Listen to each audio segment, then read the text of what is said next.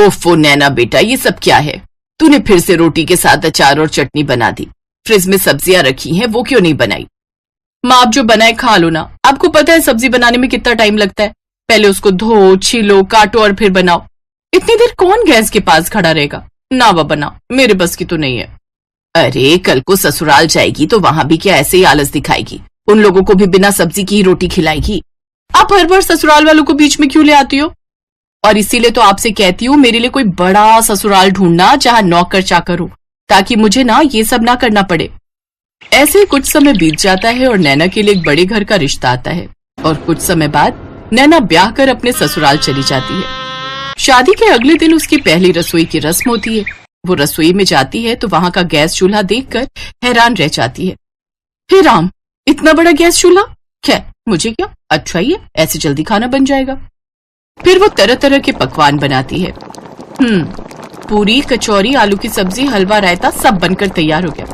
अब देखना कैसे ये लोग मेरे हाथ का खाना खाएंगे तो खुश हो जाएंगे। वो मन ही मन ये सब सोच रही होती है कि तभी नैना की ननद डिम्पल और जेठानी अनीता वहां आती है। अरे वाह, खुशबू तो बड़ी अच्छी आ रही है। लेकिन ये क्या, ये तो आधा ही खाना बना है। नहीं दीदी, मैंने तो आलू पूड़ी, हलवा, रायता सब बनाया है। तुम नई नई हो ना, इसीलिए शायद तुम्हें अभी यहाँ के रूल्स पता नहीं। यहाँ खाने में एक नहीं बल्कि 10-10 सब्जियां बनती हैं एक वक्त पर। क्या? इसका मतलब इसीलिए वो इतना बड़ा गैस चूल्हा रखा हुआ है? हाँ और क्या। तुम तो ऐसे हैरान हो रही हो जैसे मैंने तुम्हें 10 नहीं बल्कि 100 सब्जियां बनाने के लिए बोल दिया हो। वो क्या है ना, यहाँ हर किसी को अलग अलग सब्जी पसंद है। अब 1-2 सब्जियां ही बनेंगी तो कुछ लोग तो भूखे ही रह जाएंगे, इसलिए 10 तरह की सब्जियां बनती हैं। अगर किसी को ये ना खाना हो तो वो खा ले, वो ना खाना हो तो कुछ और खा ले।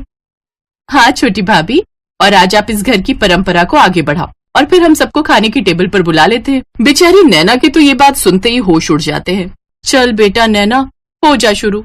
अब बन जा तू झांसी की रानी और बना डाल 10 सब्जियां। इतनी सब्जियां तो मेरी शादी में भी नहीं बनी थी जितनी ये लोग मुझसे एक वक्त में ही बनवा लेंगे। कुछ समय बाद वो सबके लिए खाना परोसती है तो उसके हाथों का खाना खाकर सब उसकी खूब तारीफ करते हैं। वाह, क्या कमाल का स्वाद है इन सब्जियों में। सचमुच छोटी बहू, तुम्हारे हाथों में तो जादू है। अब से तुम ही रसोई में 10 तरह की सब्जियां बनाओगी। अब तेरा क्या होगा नैना, बड़ी ऐश मार ली तूने माँ के घर में। अब अच्छे से शामत आई है तेरी। ऐसे कुछ दिन बाद बरसात का मौसम शुरू हो जाता है। बाहर का सुहाना मौसम देखकर नैना सोचती है, अरे वाह, आज तो गर्मा गर्म पकौड़े खाने वाला मौसम हो रहा है। ऐसा करती हूँ, सबको गर्मा गर्म पकौड़े बनाकर खिला देती हूँ। तेल में तले होने के कारण वो भारी होते, जिससे सबका पेट भर जाएगा। और साथ में थोड़ी कचौड़ी भी तल देती हूँ। आज शाम का डिनर यही हो जाएगा और मुझे इतनी सारी सब्जियां बनाने से छुट्टी मिल जाएगी। नैना जल्दी से रसोई में जाती है और पकौड़े बनाकर ले आती है। अरे भाभी, ये क्या बना दिया आपने? हमें नहीं खाना ये सब। हमें तो आलू की सब्जी, पनीर भुर्जी, फ्राई भिंडी ये खाना है। और मेरे लिए कद्दू की सब्जी, खट्टी मीठी वाली, और बैंगन का भरता। और मेरे लिए तुम बीन्स की सब्जी, फ्राई गोभी बना देना। और साथ में अरबी की सब्जी, कमल ककड़ी की सब्जी, और हाँ, करेले भी बना लेना।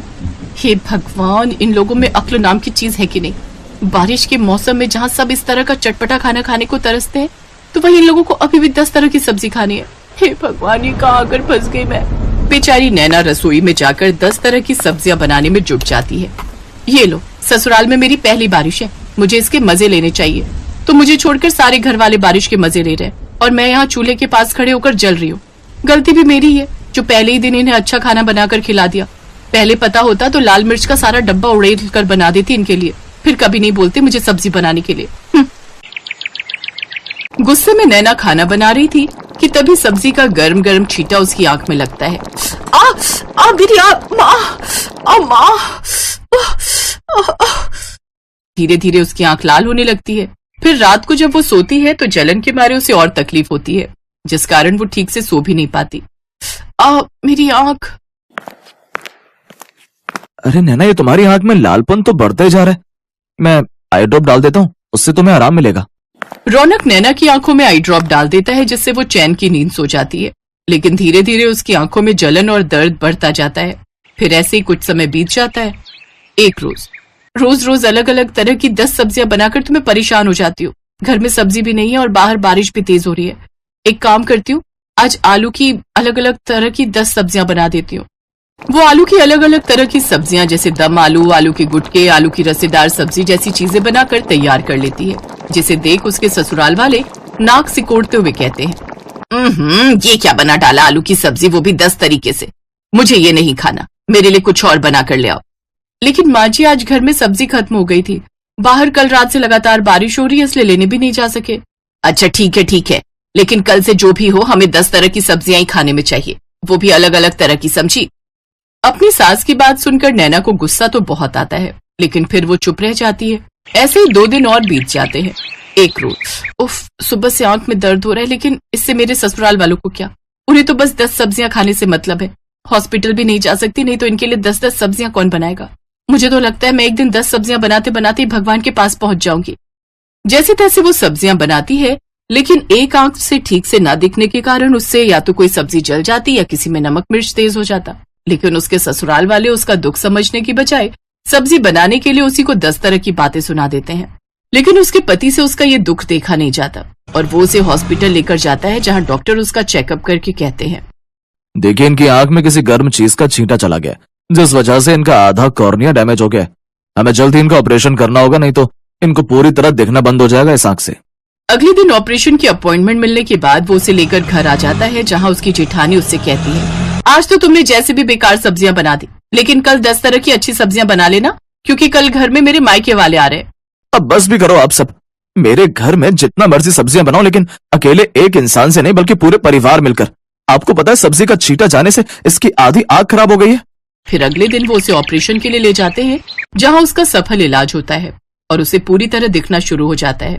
3 दिन बाद वो घर आती है तो उसकी सास उससे, हमें माफ कर दे छोटी बहू, तेरे आने से पहले हमने नौकर रखा हुआ था, लेकिन 10 सब्जियों से परेशान होकर वो भी भाग ही गया। फिर हम सब मिलकर ही सब्जियां बनाने लगे, लेकिन तेरे आने के बाद हमने सब तेरे ऊपर ही छोड़ दिया, जिस कारण तेरी ये हालत। लेकिन अब से तू अकेले काम नहीं करेगी, बल्कि हम सब भी तेरी मदद करेंगे। और हाँ, अब से इस घर में 10 नहीं बल्कि 2 ही तरह की सब्जियां बनेंगी और वो सबको खानी पड़ेंगी। अपनी सास के मुंह से ये बात सुनकर नैना बहुत खुश हुई और अब वो खुशी खुशी अपने ससुराल वालों के साथ रहने लगी।